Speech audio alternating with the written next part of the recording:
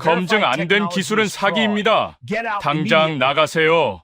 파키스탄 농업계의 거물 30년 경력의 노 교수가 학생 30명 앞에서 한국인 사위의 서류를 집어 던졌습니다. 밤새 준비한 자료는 바닥에 흩어졌고 줍는 사위를 아무도 거들지 않았어요. 하지만 그 오만이 비극이 됐습니다. 역병으로 밭은 시커멓게 썩어버렸고 3대째 이어온 가업은 경매 직전까지 몰렸어요. 어머니 병원비조차 밀리는데도 아버지는 사위의 에어로포닉스 탱크를 끝까지 외면했습니다. 그런데 반년 뒤 이 나라 전체가 뒤집어졌습니다. 아무도 믿지 않았던 수첩 한 권이 파키스탄 농업의 판도를 바꿔버린 겁니다. 3번이나 쫓겨난 한국인 사위는 대체 어떻게 이 모든 수모를 견디며 기적을 만들어냈을까요? 그리고 그날 밤 새벽 4시 30년 교수에게 무슨 일이 벌어졌을까요? 지금 시작합니다. 안녕하세요. 저는 이크발 라흐만의 딸 레일라입니다. 아버지는 파키스탄 이슬라마바드 국립농업대학에서 30년을 재직한 교수입니다. 논문 200편. 농업부 정책자문위원. 매년 정부 씨앗 보급 정책을 아버지 데이터가 뒷받침해 왔어요. 이 나라 농업 교과서에 아버지 이름이 3군데 들어가 있습니다.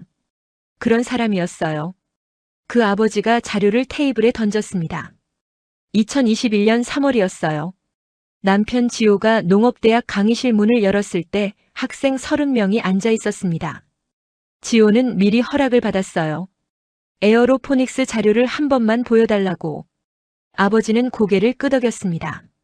말이 없었지만 거절은 아니었어요. 지호가 자료를 펼쳤습니다.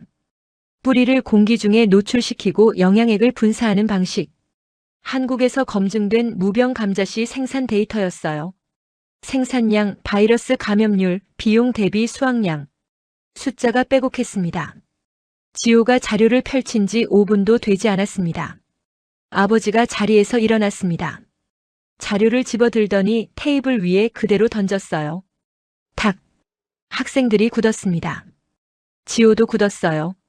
저는 강의실 뒤편에 서 있었는데 다리에 힘이 빠지는 게 느껴졌습니다. 아버지가 말했습니다. 파키스탄 토양 적용 사례가 단 한 건도 없어요. 검증되지 않은 기술은 이 대학에서 다루지 않습니다. 학생들을 향한 말이었어요. 지호를 보지 않았습니다. 마치 강의실에 지호가 없는 것처럼. 지호는 흩어진 자료를 천천히 모았습니다. 한 장씩, 말없이. 강의실 문이 닫히는 소리가 복도까지 들렸어요. 저는 뒤따라 나왔습니다. 복도에서 지호가 가방에 서류를 넣고 있었어요. 손이 멈추지 않았습니다. 화가 난 게 아니었어요. 그냥 계속 움직이고 있었죠. 저는 그 손을 보면서 말을 찾지 못했습니다. 지호가 가방을 닫으며 말했어요. 괜찮아. 괜찮지 않았습니다. 그날 밤 지호는 구겨진 자료를 한 장씩 다시 펴고 있었어요. 다리미가 아니라 손바닥으로. 저는 방문 앞에서 그 모습을 봤습니다. 말을 걸지 않았어요. 걸 수가 없었습니다. 남편을 처음 집에 데려온 날이 생각났어요. 아버지는 저녁 내내 지호의 이름을 한 번도 부르지 않았습니다. 한국에서 농업기술을 연구했다고 했을 때 아버지는 노트북을 열었어요. 논문 목록을 검색했습니다. 그리고 조용히 닫았어요. 그 침묵이 오늘 이런 식으로 나올 줄은 몰랐습니다. 아버지 말이 틀린 건 아니었으니까요. 데이터가 없으면 검증이 안 된 거라는 말, 교수로서는 맞는 말이었습니다. 그걸 알면서도 저는 지호 편이었어요. 그 선택이 이 가족을 어디로 데려갈지 그때는 몰랐습니다. 하지만 그날 밤 한 가지는 알았어요. 이건 시작에 불과하다는 것을. 우리 밭 저장고 문을 열면 냄새가 먼저 올라왔습니다.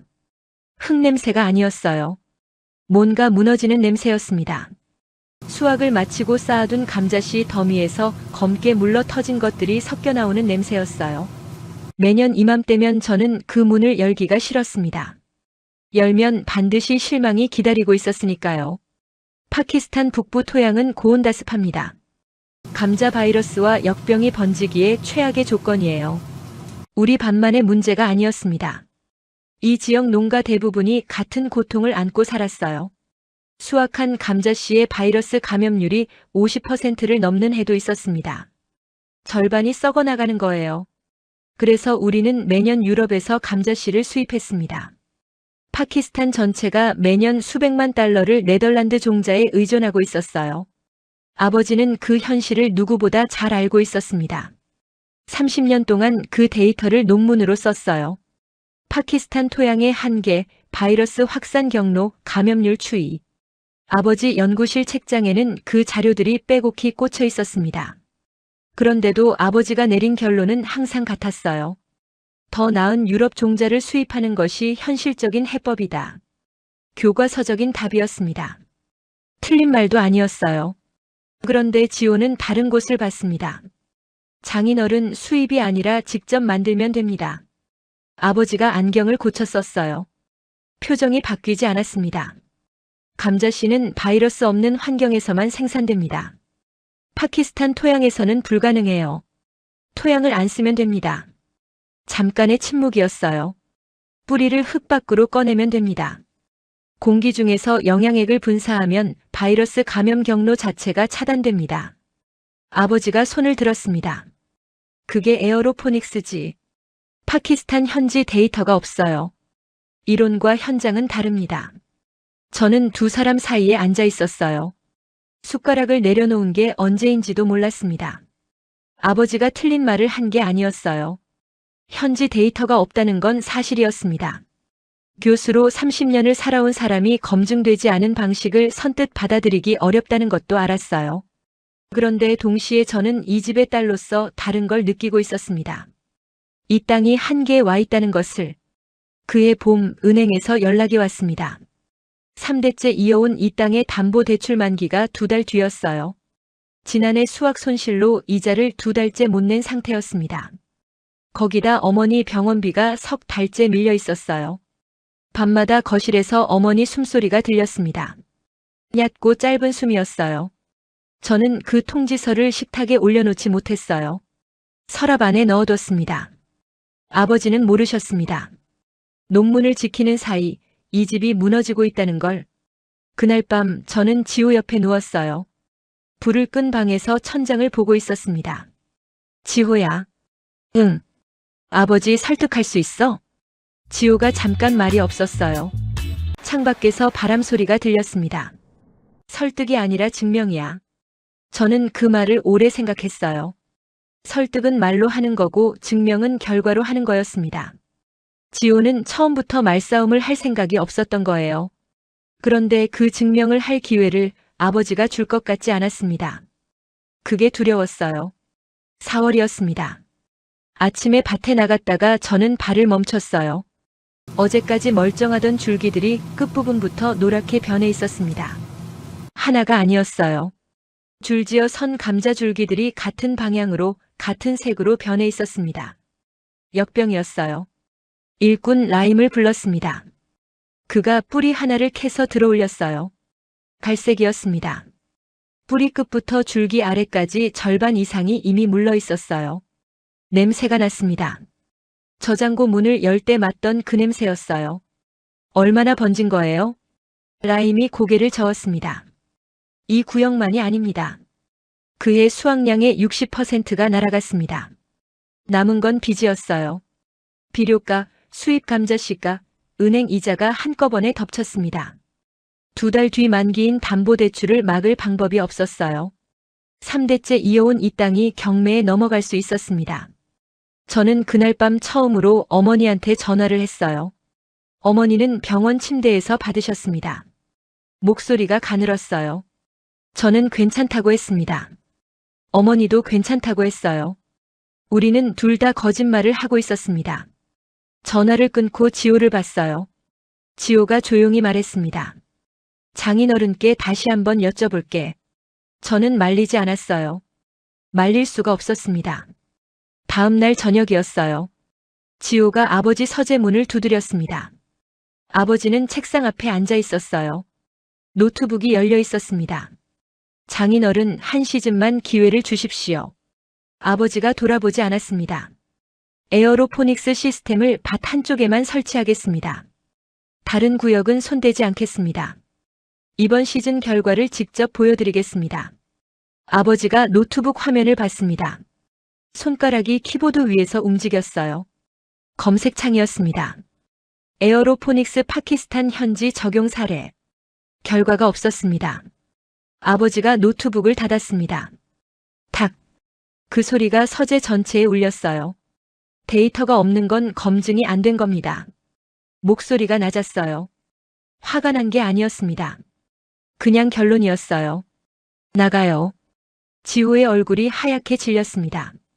아버지는 데이터 뒤에 숨으셨습니다. 저는 그날 처음으로 그렇게 느꼈어요. 지호가 서재 문을 닫았습니다. 문이 닫히는 소리가 그렇게 무겁게 들린 적이 없었어요. 2차 거부였습니다. 저는 통지서를 서랍에서 꺼냈어요. 식탁 위에 올려놓았습니다. 아버지 자리 앞이었어요. 저녁을 드시러 나오신 아버지가 그걸 봤습니다. 집어드셨어요. 읽으셨습니다. 그리고 내려놓으셨어요. 아무 말이 없었습니다. 저도 말하지 않았어요. 말이 필요하지 않았습니다. 숫자가 다 말하고 있었으니까요. 아버지가 밥을 드셨습니다. 천천히. 끝까지. 그리고 서재로 들어가셨어요. 지호는 그 자리에 없었습니다. 밥을 먹지 않았어요. 밤 11시였습니다. 저는 부엌에서 물을 마시다 창밖을 봤어요. 밭 쪽에 불빛이 하나 있었습니다. 손전등이었어요. 지호였습니다. 기울어진 탱크 앞에 혼자 앉아 있었습니다. 무릎을 끌어안고 밭을 보고 있었어요. 죽어가는 줄기들을 아무 말 없이. 저는 창문에 이마를 댔습니다. 저 사람은 지금 무슨 생각을 하고 있을까? 포기를 생각하고 있을까? 아니면 아직도 숫자를 세고 있을까? 저도 몰랐습니다. 그런데 그 순간 하나는 알았어요. 이 싸움이 아직 끝나지 않았다는 것을. 자정이 넘었습니다. 잠이 오지 않았어요. 저는 이불을 걷고 일어났습니다. 물을 한 잔 마시고 창가에 섰어요. 밭 쪽을 봤습니다. 불빛이 있었어요. 어젯밤과 같은 자리였습니다. 아버지가 삽으로 걷어찬 그 탱크 앞이었어요. 지호였습니다. 저는 외투를 걸치고 밖으로 나갔어요. 가까이 다가가자 소리가 들렸습니다. 작은 소리였어요.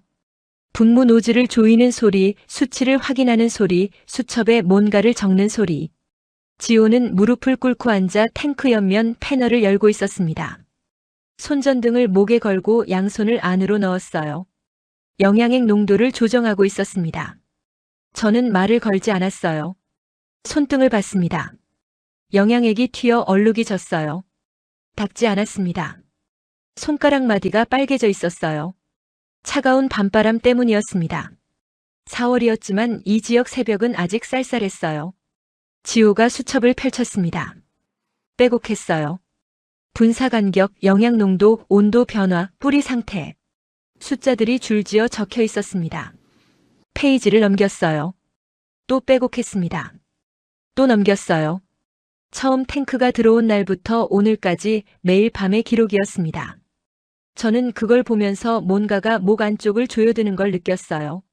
지호가 이 땅에 온 건 반년 전이었습니다. 그때부터 지호는 이걸 하고 있었던 거예요. 아버지가 허락하든 안 하든, 데이터가 있든 없든, 매일 밤 여기 앉아서 숫자를 쌓고 있었습니다. 저는 그날 처음 알았어요. 지호가 아버지의 데이터를 부정하러 온 게 아니었습니다. 아직 아무도 만들지 않은 데이터를 직접 만들러 온 거였어요. 아버지가 검색창에 쳐도 결과가 없던 그 데이터를 이 밭에서, 이 탱크 앞에서 매일 밤 손으로 쌓고 있었습니다.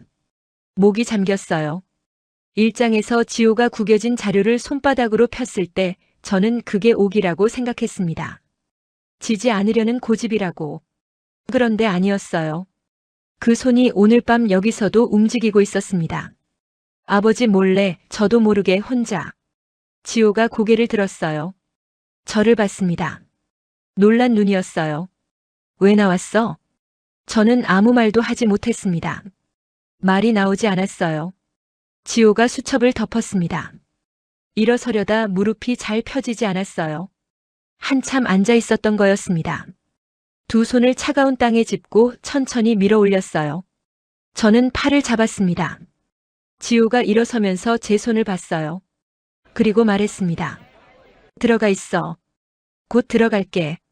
같이 있을게. 지호가 잠깐 저를 봤어요. 그리고 다시 탱크 쪽으로 앉았습니다. 저는 옆에 쪼그려 앉았어요. 손전등을 들었습니다. 지호가 다시 패널을 열었어요. 저는 불빛을 안쪽으로 비췄습니다. 아무 말이 없었어요. 바람 소리만 있었습니다. 그리고 수치를 적는 소리, 영양액이 분사되는 소리. 새벽 2시였습니다. 지호가 마지막 수치를 적고 수첩을 닫았어요. 패널을 닫았습니다. 그리고 탱크를 한번 봤어요. 저는 그 눈빛을 봤습니다. 두려움이 아니었어요. 조급함도 아니었습니다. 그냥 보고 있었어요. 이 뿌리가 내일도 살아있기를 바라는 사람의 눈빛이었습니다. 그로부터 사흘 뒤 아버지의 최후 통첩이 왔습니다. 사흘 뒤 아침이었습니다. 낯선 차 한 대가 농장 입구로 들어왔어요. 흰 셔츠에 서류 가방을 든 남자가 내렸습니다. 아버지가 마당으로 나가 그와 악수를 했어요. 반갑게. 저는 그 장면을 부엌 창문으로 봤습니다. 아버지가 직접 부른 사람이었어요. 유럽 출신 국제 농업 컨설턴트였습니다. 독일 농업개발기구에서 파키스탄 프로젝트를 총괄하고 있었어요. 아버지와는 학회에서 인연이 있었다고 했습니다. 아버지가 그에게 농장을 보여주며 설명하는 동안 지호는 탱크 옆에 서 있었어요. 말없이. 컨설턴트가 시설을 한 바퀴 돌았습니다. 에어로포닉스 탱크 앞에서 멈췄어요. 안을 들여다봤습니다. 뿌리 상태를 확인했어요. 그리고 고개를 들어 아버지를 봤습니다. 이크발 박사님 판단이 맞습니다. 아버지 어깨가 올라갔어요. 이 지역 기후 조건에서 에어로포닉스는 리스크가 큽니다. 학문적으로도 현지 데이터가 없는 방식은 추천하기 어려워요. 지호가 입을 열었습니다. 데이터가 없는 게 아닙니다. 지금 만들고 있습니다. 컨설턴트가 지호를 봤어요. 잠깐이었습니다. 만들고 있다는 건 아직 없다는 뜻이에요. 그게 끝이었습니다. 아버지가 지호를 봤어요. 그리고 말했습니다. 이번 시즌 결과 못 내면 이 농장 떠나라.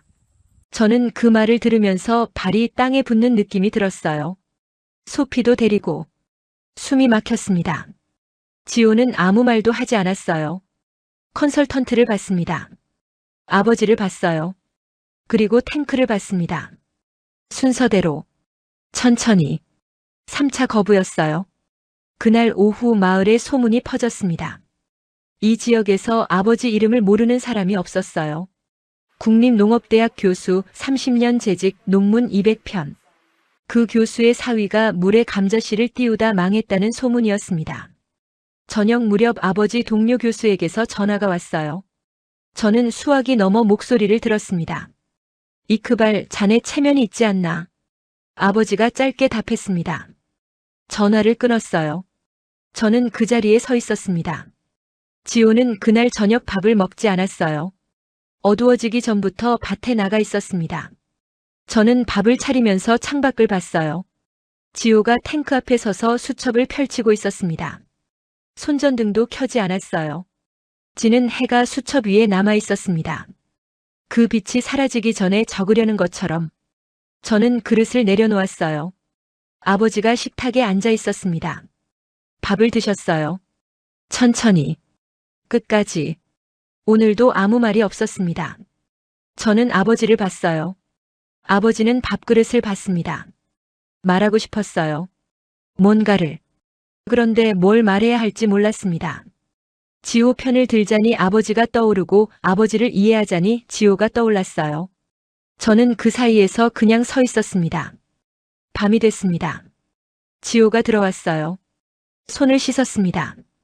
방으로 들어가려다 멈췄어요. 돌아서서 저를 봤습니다. 레일라. 응. 나 안 떠나.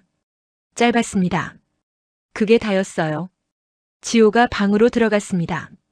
저는 그 자리에 서 있었어요. 안 떠난다는 말이 뭘 의미하는지 알았습니다. 아버지가 내보내도 안 떠난다는 게 아니었어요. 결과를 내겠다는 거였습니다. 이 시즌, 이 탱크로, 이 손으로. 수학까지 남은 시간이 얼마 없었습니다. 그런데 그날 밤 저는 몰랐어요. 지호가 마주칠 건 아버지의 의심만이 아니라는 걸. 수학일은 9월 첫째 주였습니다. 전날 밤 지호는 들어오지 않았어요. 새벽 2시에 제가 밭으로 나갔을 때 지호는 탱크 앞에 앉아 마지막 수치들을 정리하고 있었습니다. 수첩이 거의 다 찼어요. 첫 페이지부터 마지막 페이지까지 반년치 데이터였습니다. 들어가서 자. 조금만. 저는 옆에 앉았어요. 아무 말하지 않았습니다. 아침이 됐어요. 지호가 탱크 패널을 열었습니다. 뿌리를 꺼냈어요. 하였습니다. 바이러스 반점이 없었어요. 하나, 둘, 셋. 꺼낼 때마다 수첩에 적었습니다. 저는 그 옆에 서서 숫자를 받아 적었어요. 라임이 왔습니다. 일꾼들이 왔어요. 밭구역 수확도 시작됐습니다. 두 구역을 동시에 했어요. 에어로포닉스 탱크 구역과 기존 토양 구역이었습니다. 오후 3시였습니다. 지호가 두 구역 수치를 나란히 펼쳤어요. 토양 구역 감자씨 감염률 47%, 에어로포닉스 구역 감자씨 감염률 3%, 수확량 차이 6.2배였습니다. 저는 그 숫자를 보면서 손이 떨렸어요. 지호가 수첩을 닫았습니다. 그리고 아무 말도 하지 않았어요. 그날 저녁 컨설턴트에게서 연락이 왔습니다. 수학 결과를 들었다고 했어요. 직접 보고 싶다고 했습니다. 아버지가 허락했어요. 다음 날 오전 컨설턴트가 다시 농장에 왔습니다. 지호가 수첩을 펼쳐 수치들을 보여줬어요. 컨설턴트가 페이지를 한 장씩 넘겼습니다. 말이 없었어요. 반년 동안 매일 밤 손바닥으로 펴가며 적은 기록이었습니다. 이게 전부 직접 기록한 겁니까? 네. 언제부터요? 처음 탱크 들어온 날부터요. 컨설턴트가 수첩을 내려놓았습니다. 탱크를 봤어요. 뿌리를 봤습니다. 수치를 다시 봤어요. 그리고 지호를 봤습니다. 제가 틀렸습니다. 저는 숨을 참았어요. 이 지역에 데이터가 없는 게 아니었습니다. 제가 눈을 감고 있었을 뿐이에요. 당신은 여기서 직접 만들었군요. 컨설턴트가 손을 내밀었습니다. 지호가 잡았어요.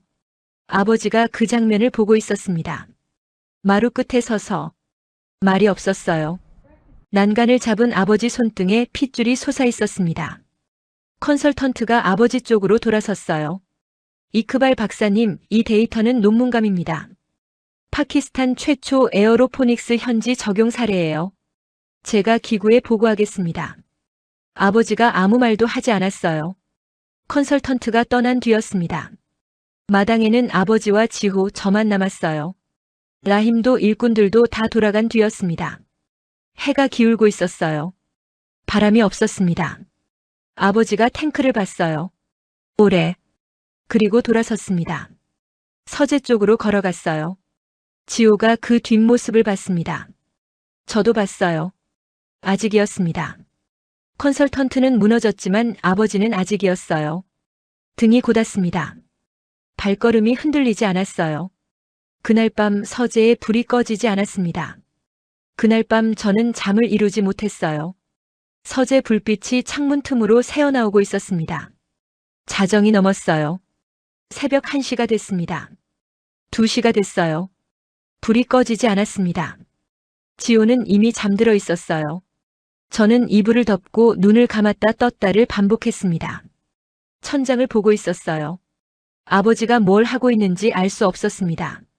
논문을 읽고 있는 건지, 데이터를 다시 보고 있는 건지, 아니면 그냥 앉아 있는 건지. 새벽 4시였습니다.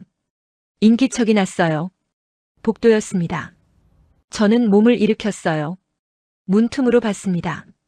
아버지였어요. 잠옷 차림이었습니다. 슬리퍼를 신지 않았어요. 맨발이었습니다. 손에 아무것도 들지 않았어요. 그냥 걸어가고 있었습니다. 현관 쪽으로. 저는 따라갔습니다. 소리를 내지 않았어요. 아버지가 문을 열고 밖으로 나갔습니다. 저는 잠시 기다렸다가 따라 나갔어요. 밭이었습니다. 아버지가 에어로포닉스 탱크 앞에 서 있었어요. 맨발로. 9월 새벽 파키스탄 북부의 흙이 차가웠습니다. 아버지는 그걸 느끼는 것 같지 않았어요. 탱크를 보고 있었습니다. 오래. 저는 움직이지 않았어요. 아버지가 손을 뻗었습니다. 탱크 패널을 열었어요. 천천히 안을 들여다봤습니다. 뿌리가 있었어요. 하얀 뿌리들이 공중에 매달려 있었습니다. 흙이 없었어요. 바이러스가 없었습니다. 지호가 반년 동안 밤마다 지킨 뿌리들이었어요. 아버지가 손을 넣었습니다. 물속으로. 두 손을 다. 천천히. 맑은 물속에서 아버지는 하얀 뿌리들을 붙잡았습니다. 놓지 않았어요. 저는 그 순간 숨을 멈췄습니다. 아버지의 손이었어요. 일장에서 지호의 자료를 테이블에 던진 그 손이었습니다. 검색창을 두드리던 그 손이었어요. 데이터가 없다고 노트북을 닫던 그 손이었습니다. 그 손이 지금 물속에서 뿌리를 잡고 있었어요. 아버지가 무릎을 꿇었습니다. 천천히. 맨발로. 차가운 흙 위에. 저는 입을 막았어요. 아버지의 어깨가 흔들렸습니다. 말이 없었어요. 소리도 없었습니다. 그냥 흔들렸어요. 새벽 4시 아무도 없는 밭에서 30년 논문의 주인이 흙 위에 무릎을 꿇고 물속의 뿌리를 두 손으로 잡은 채 흔들리고 있었습니다. 오래였어요. 그리고 아버지가 말했습니다. 작은 목소리였어요. 저한테 하는 말이 아니었습니다. 탱크한테도 아니었어요. 평생 쌓아온 자신의 학문을 향한 고백이었습니다. 내가 틀렸어. 저는 눈이 뜨거워졌습니다. 30년 동안 내가 틀렸어. 아버지 손이 뿌리를 꽉 쥐었어요. 놓지 않았습니다. 저는 그 자리에 서 있었어요. 더 가까이 가면 안 될 것 같았습니다. 이건 아버지가 혼자 치르는 시간이었어요. 30년 데이터와 이 뿌리 사이에서 아버지가 혼자 정리해야 하는 것들이었습니다. 바람이 불었어요. 아버지 흰 머리카락이 흔들렸습니다. 한참 뒤였어요. 아버지가 천천히 손을 뺐습니다. 뿌리가 다시 물속에 내려갔어요. 아버지가 패널을 닫았습니다. 무릎을 짚고 힘들게 일어섰어요. 돌아서려다 저를 봤습니다. 우리는 서로를 봤어요. 말이 없었습니다. 아버지 눈이 붉었어요. 저도 그랬을 거였습니다. 아버지가 먼저 눈을 내렸어요. 그리고 집 쪽으로 걸어갔습니다. 맨발로. 차가운 흙 위를. 천천히. 저는 오래 그 자리에 서 있었어요. 지호는 몰랐습니다. 이 새벽에 무슨 일이 있었는지. 저는 방으로 돌아가서 잠든 지호 옆에 누웠어요. 눈을 감았습니다. 내일 아침이 오면 아버지가 어떤 사람으로 식탁에 나올지 알 수 없었어요. 그런데 한 가지는 알았습니다. 어젯밤의 아버지와 오늘 아침의 아버지는 같은 사람이 아닐 거라는 걸. 다음 날 아침이었습니다. 저는 일찍 일어나 밥을 지었어요. 손이 떨렸습니다. 아버지가 어떤 얼굴로 나올지 몰랐어요. 어젯밤 수조 앞에서 무릎을 꿇었던 사람이 오늘 아침 식탁에 어떻게 앉을지 생각할수록 숨이 얕아졌습니다. 지호가 먼저 나왔어요. 저와 눈이 마주쳤습니다. 저는 아무 말도 하지 않았어요.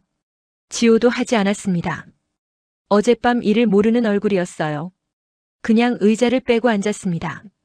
서재 문이 열렸어요. 아버지였습니다. 평소와 같은 시간이었어요.